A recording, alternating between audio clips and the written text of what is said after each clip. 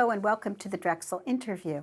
I'm your host, Paula Marantz Cohen, speaking to you from my office as Dean of the Pennoni Honors College at Drexel University in Philadelphia.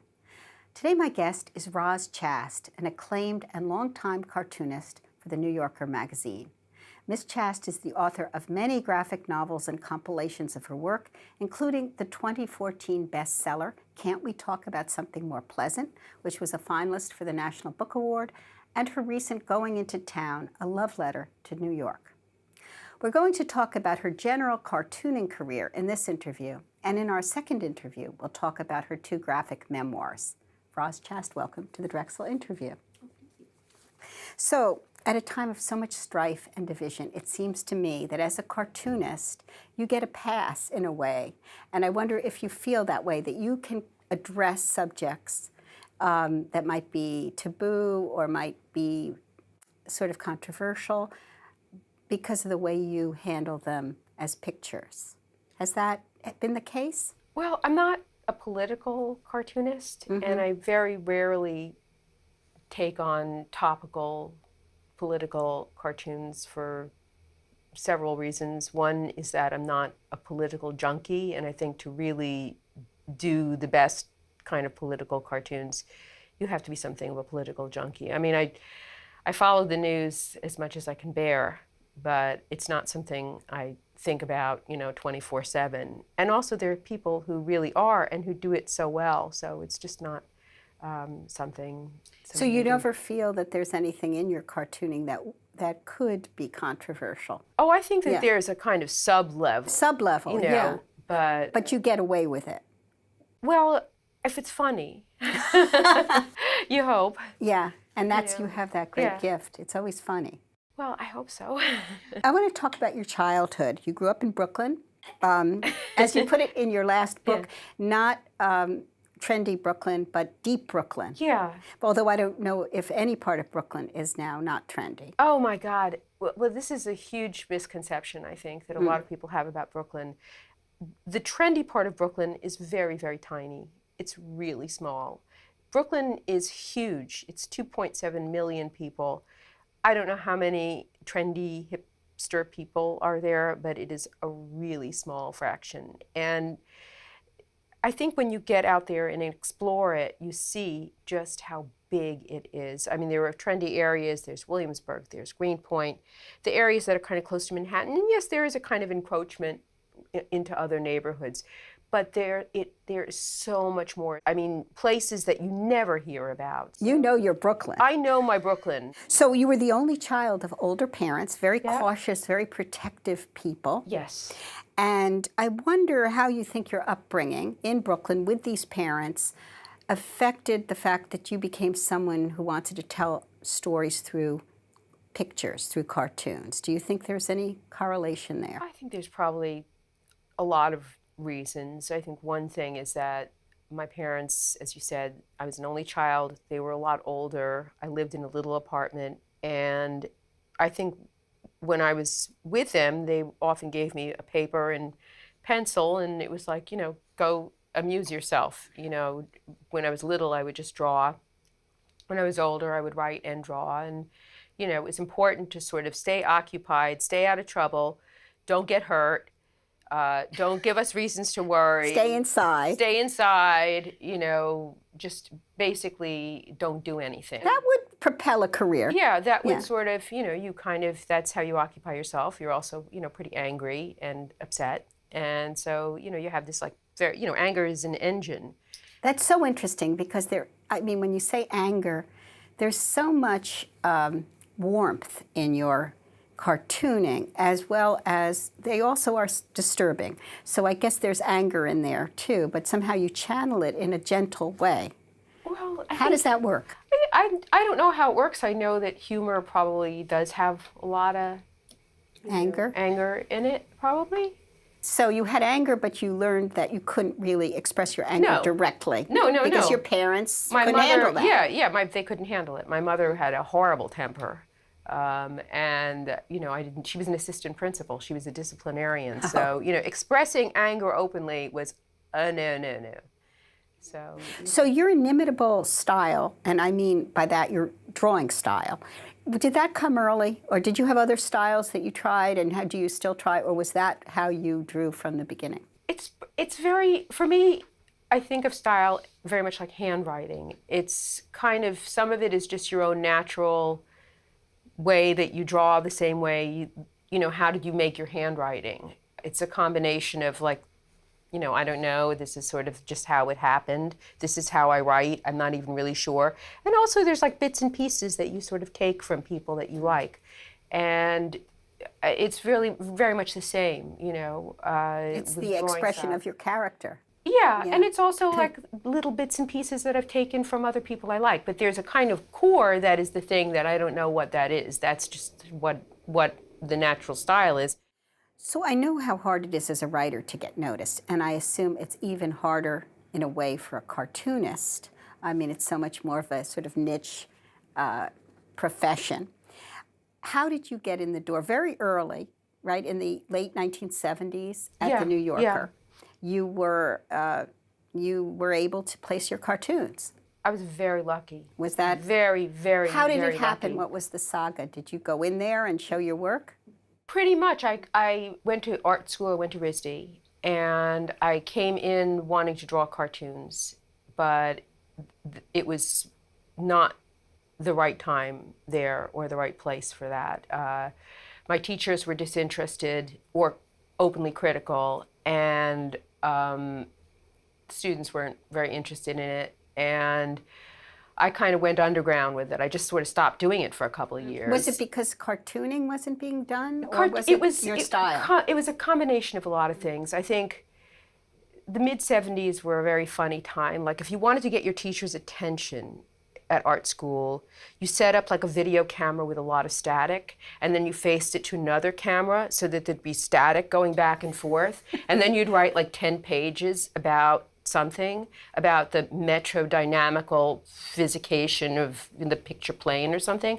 And I was just this like nobody from nothing from Brooklyn who had never really had any kind of, I mean, I went to the Art Students League, I did figure drawing, but I didn't grow up, you know, talking about stuff like that. I didn't think about it. I didn't know anything about it. I was completely out of my depth. And then my senior year, I started for myself. I was a painting major, but I secretly started doing cartoons for myself. So you hadn't been doing cartoons before that? I had been doing them all in high school. Yeah. It was when I got to RISD that I sort of got very discouraged about them. But then I came back to it. And then I got out of school and I started selling my work. I was selling to the National Lampoon and to the Village Voice. Mm-hmm. And in fact, that was my goal, was to be a cartoonist for the Village Voice. That was my secret goal. And I was selling to them because, you know, Jules Pfeiffer and everything. And then I decided, my parents subscribed to the New Yorker, I should check the New Yorker, I should submit. So I called up, I found out when their drop-off day was, and I wasn't super tense because I knew they weren't going to take anything. It was just a kind of like, I think I should try them. So the Village Voice was here and the New Yorker was there? Yes, yes. Out of range. Well, it wasn't, my stuff did not look like anything in the New Yorker. Yeah. You know, it just... At that time, certainly not. Yeah, yeah. I mean, it looked more like the Village Voice. It didn't look like the New Yorker, but I thought, well, they use cartoons, so I should, you know, check it out. And I called them up. I found out when their drop-off day was, which was a Wednesday. And when I went to pick up my portfolio the next week, I was shocked. There was a note from Lee Lorenz, who is the art editor, actually, not just the cartoon editor. He did everything, asking for me to come back and see him. And so I did, and he told me they were buying a cartoon, and and he told me to start coming back every week. So that's, you know, and I've been doing that since then. So I definitely feel like I was very, very lucky to find a receptive editor. So you didn't really have to struggle, except in art school, which is interesting, where I guess they were dealing with theory and all that other stuff that wasn't really what you were about. No. Yeah, and not humorous. I mean, it wasn't funny. God, being funny, that was like the worst sin of all. That was like really tacky. Because you weren't serious. You weren't serious, you know. That's interesting. Oh, yeah. So all your work, I mean, you draw on your life and your family for your work, and I wonder, because I have kids, how they feel. I mean, my kids will not read anything, well, or else they don't read, or they selectively read what I write. And I wonder if your kids how they feel about some of your work where you indirectly or directly deal with family. I think they're all right with it. Yeah. I mean, they're very funny. Uh-huh. And I think, by my doing that, it's like everything with me is fair game too. So, Oh, they can poke fun at you. Yeah, yeah. Getting back to the New Yorker, and I mean, I know that you had such success, but I assume that sometimes your cartoons are rejected. Oh, God, yeah. You give in cartoons, certain number constantly. at a certain each week or month. Every week. Every week. Yeah. And how many are taken and how many are rejected, and how does that feel? And are there times that there are cartoons that you love that are rejected that you advocate for? Yeah. Well, I advocate by resubmitting them. Okay. I mean, I turn in 6, 7, 8 cartoons every week. 6 to 8? 6 to 8. If I'm lucky, they take one. Sometimes they don't take any. About once or twice a year, they might take 2. But it's really most of what I do gets rejected. I mean, I have thousands of rejected cartoons. Everybody does. Do you send them elsewhere sometimes? I used to, but now there's fewer places that take them, so. 6 to 8 cartoons a week sounds to me like a very heavy schedule for you. There are certain weeks where it's easier than other weeks. Certain weeks I'm more in the mood. Certain weeks I'm not so much in the mood. But it's still, it's the rhythm of the week. It's what you do every day. Yeah, yeah. So I want to talk about your cartoons, but I wanted to first talk about certain formats that you seem to gravitate toward. I would say circles, grids, headings, signs. Yeah. And then you also love to show people on couches. Oh, yeah, yeah. So I wonder if you have any thoughts about those. I mean, the patterning strikes me that you might have been very good in math or been interested in math, because all of those grids and things I was of that very sort. I had a love-hate thing with math. I was okay up until calculus, and then I fell off the cliff. That's how we all were, I think. Yeah. Everything was all word trigonometry. It was like, I don't know what you're talking about. And the couches? The couches, well, it's like just once I'm on a sofa with my things, it's like, why would I ever get up? Why ask for trouble? It's like all my things are here. All my, whatever I need is right here. And I guess because your parents liked it when you were sitting on the couch, either alone or with them. Yes, exactly. So I wanted to look at this one. Oh, yes. Which is on a couch. Yes. It's called The Mind-Body Problem. Yes. Get up? No. No. Yeah, no. Now, that is the simplicity of it is what I love. And especially given what you just said about theory and RISD, how much you didn't like it. Here it seems to me you're really doing a slap in the face of that. It's cartoons, some of my cartoons do get very, very wordy, but sometimes I like it when you just kind of boil it down to essentially what it is. And that is, I think it in a nutshell, the mind-body problem. Then here, I took this one because I like the circle way of thinking that you seem to be drawn to, the news cycle. Yes. What's new? What? Uh-oh. Oh, no. Oh, well. Yeah. So you said you're not a political person. Do you go through I listen to the news. Yeah. I mean, we always have something on, CNN or MSNBC or something on in the background, and it's pretty much like that. It's every day, every hour. Do you think that you're very aware of how your mind moves? I mean, the use of the circle, which I've seen in so many of your cartoons. A lot of it does seem to be circular. Circular, yeah. So, and then I love these. Again, this is sort of a grid. Pre-existing conditions: stupid, obnoxious, devious, and weird. Yeah, I was happy with her hairstyle. This one. Yeah. Yes, that's really good. The little pagoda, and then the...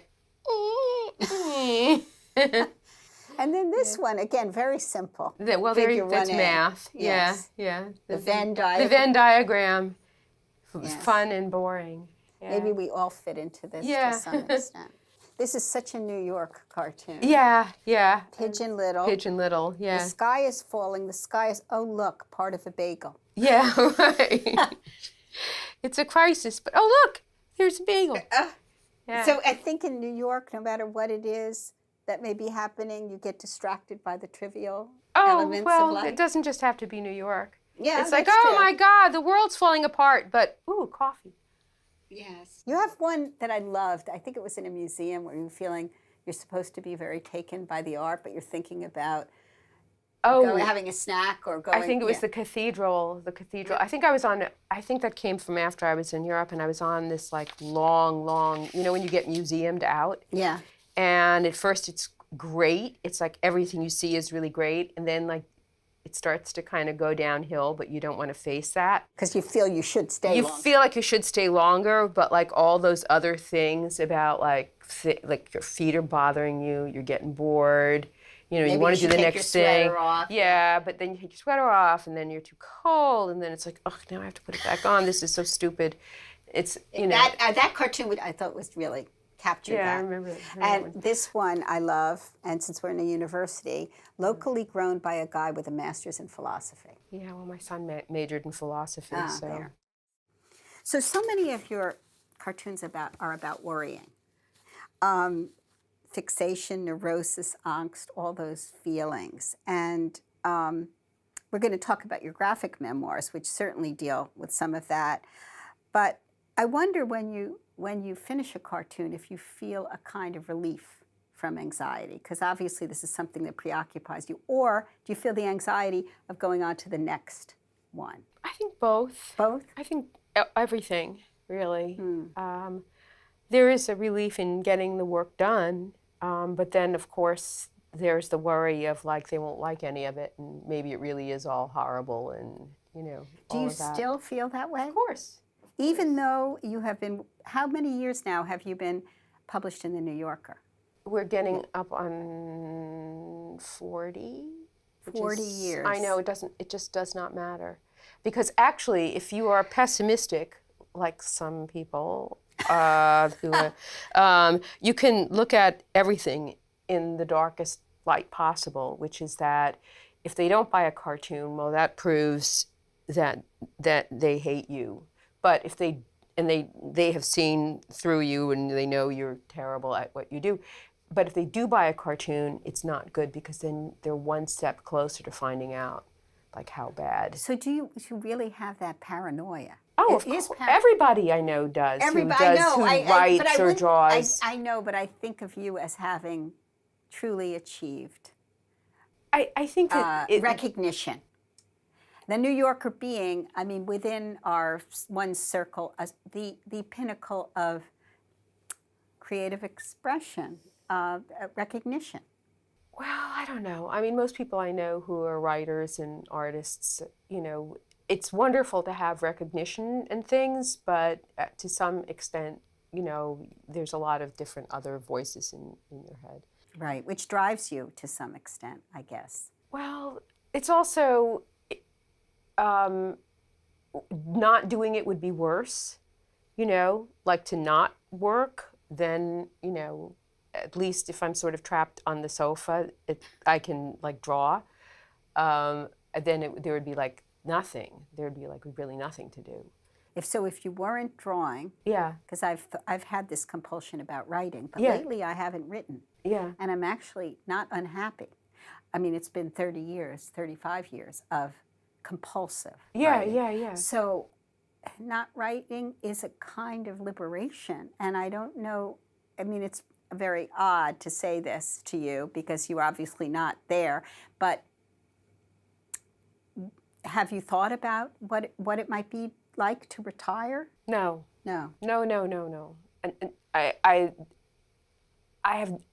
I'm so excited about so many projects that retiring doesn't mean anything to me. There's never a block. Oh, there's always blocks. I mean, Yeah. there's always that voice of kind of, you know, the voice that tells you, you know, the bad things. But, you know, there's still always other things that are exciting. I mean, I just got yesterday my new iPad Pro. Yeah. And I was up till 3:30 playing with it. It was so much fun. It was just insanely fun. I mean, I've tried different digital drawing tools before. Yeah. I mean, I had a Wacom tablet and all these other things that were like, and you know, the old styluses with this rounded sort of tip, and there was always this lag and such a drag. And this was the closest analog to like drawing on paper that I've ever experienced. And it was just an So awful lot of this is what fun. you will use? No, I think I'll just add it to my toolbox. Okay. I mean, I also do like working on paper with actual materials. And there's something to me that I like about having the object, because when you work, you know, digitally, you don't have an original. Right. You know, Right. and I like having the original. And I also like paper and I like the materials. But just, I think that's one thing that keeps me from ever retiring, because there's so many more things to explore.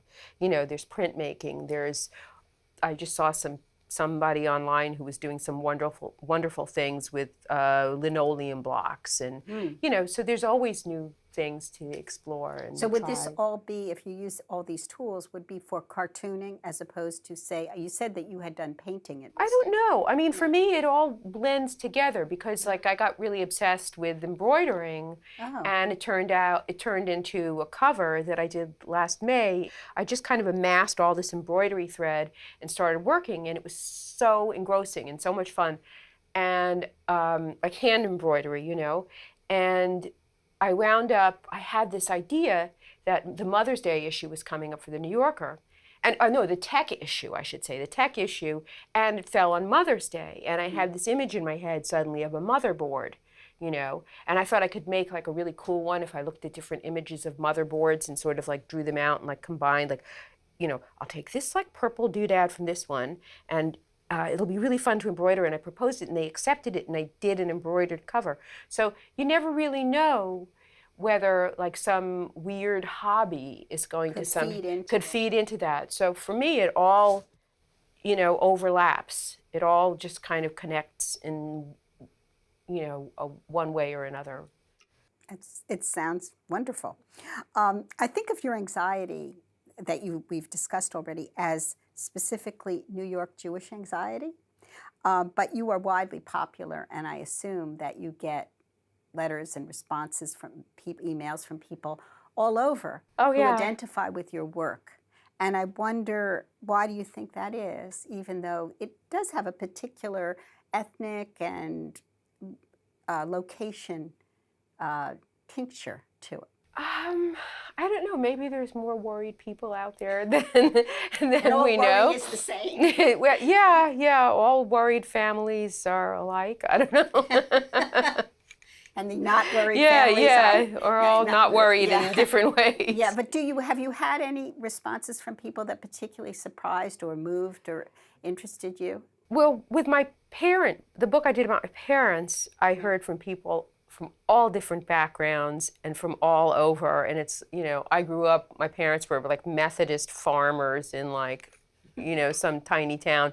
Same deal, drawers of jar lids, the bank book fixation, the, you know, just irrational hoarding. And, you know, so there are definitely some things that totally cross ethnic or, you know, certain cultural things that we imagine differentiate us.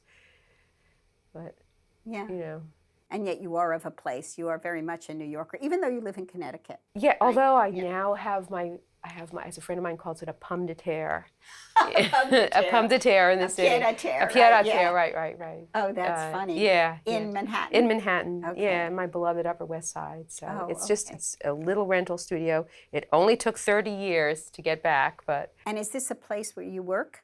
I have a little area sort of set up, but I don't do too much work there. I'm really mostly in Connecticut. My husband's in Connecticut, and my birds are, and, you know, most of my life is still there. So tell us what to expect next. You say you're already knee-deep in another project.